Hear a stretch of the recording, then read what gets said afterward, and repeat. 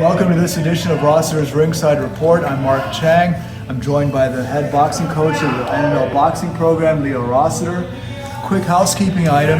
You made an order of equipment recently, and with any program, the decision is basically, do you go low end, where you save the money obviously, but you lose on quality and the equipment doesn't perform as well, it also doesn't last as long.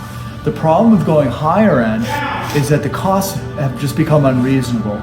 So you made an excellent choice with Onslaught, because what Onslaught is doing is they're offering very high-end equipment, but pricing it at a very lower end price point.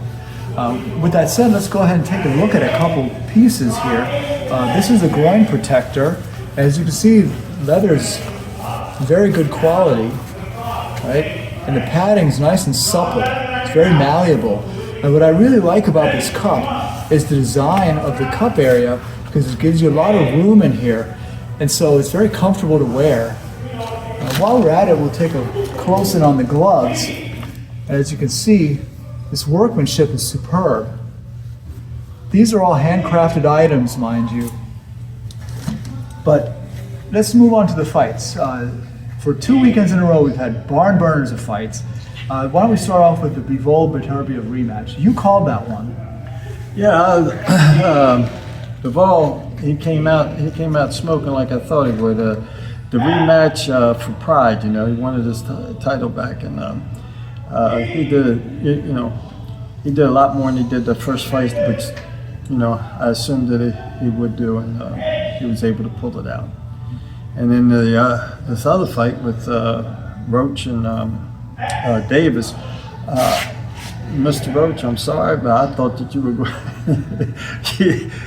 to be another notch in Mr. Davis's belt, but I was sorely mistaken.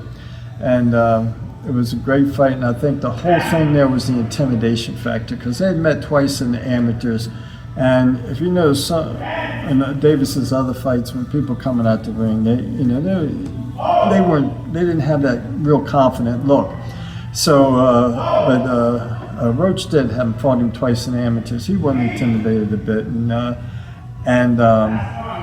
I'm a Baltimore boy, but I have to think that Davis kind of lost that fight when he took the knee. I think that should have been called a knockdown, and Roach should have actually won the fight on that.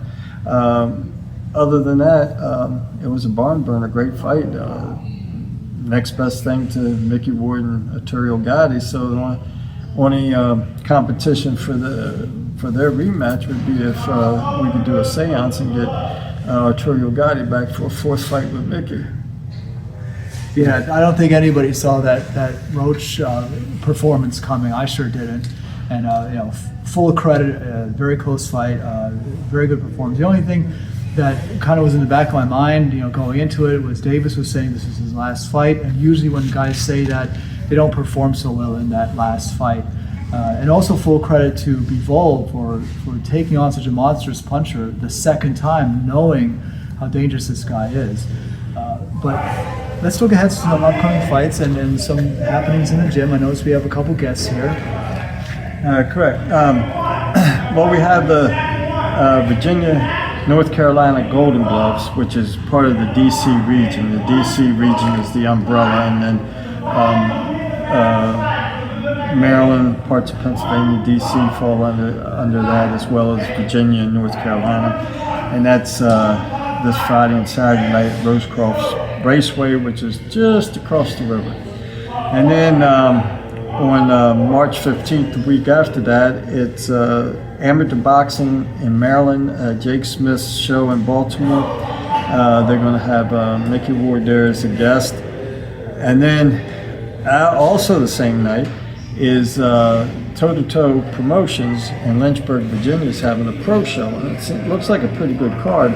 And since we're right in the middle, and some people prefer amateur boxing, some people prefer professional boxing, we can announce both these shows, and I don't think we're going to hurt the attendance in either one, because we're in the middle, and like I say, some people prefer the amateurs, some people prefer the pros. So Mr. Sigmund is Toe promotion down there in Lynchburg. Good luck with that pro show. I'm anxious to find out the results of that, and we will be at the amateur show in Baltimore since we pre-committed to a couple of our guys fighting on there. Now, here we have two of our guys from our gym. It's Gilbert Vargas and Abu, whose name I can't pronounce his last name, but we'll call him Jones. Gilbert, he's made it to the open class amateur status, which is not a lot of guys do. They usually after 4 or 5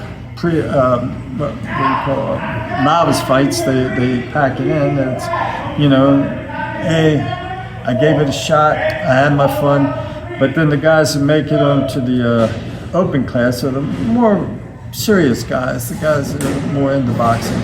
And Gilbert's, he comes around and still helps out with the sparring and stuff like that. And then Abu, he's still mastering his craft. He's still learning and developing. So Gilbert, I'll let you say a few words, and then Abu. Yeah, my name is Gilbert. I've been boxing for quite a long time now. Officially hung the gloves up, but I still work and move around with the guys here at Annandale Boxing. It's a great non-profit where kids get off the streets and gives you a second home. So I really like it. Just help out with the guys now, so if you want to stop by and visit us, feel free. Well, you can tell them a major part of you hanging them up is because of work and family. Life gets in the way sometimes, and there's some things that are more important than boxing. Abu, grace us with a few words, my man. Sure. Yeah, I've been boxing out of this gym for a few years now. It's definitely been something that's become a big part of my life, and something that I take very seriously, and I think has improved me as an athlete and as a human being in general. And so I definitely really appreciate the gym and all the family that I've made here. In regards to myself, I am competing at the amateur level. I'm still here in the gym training and like Leo said, sharpening my skills. So I'm looking forward to many fights in the future.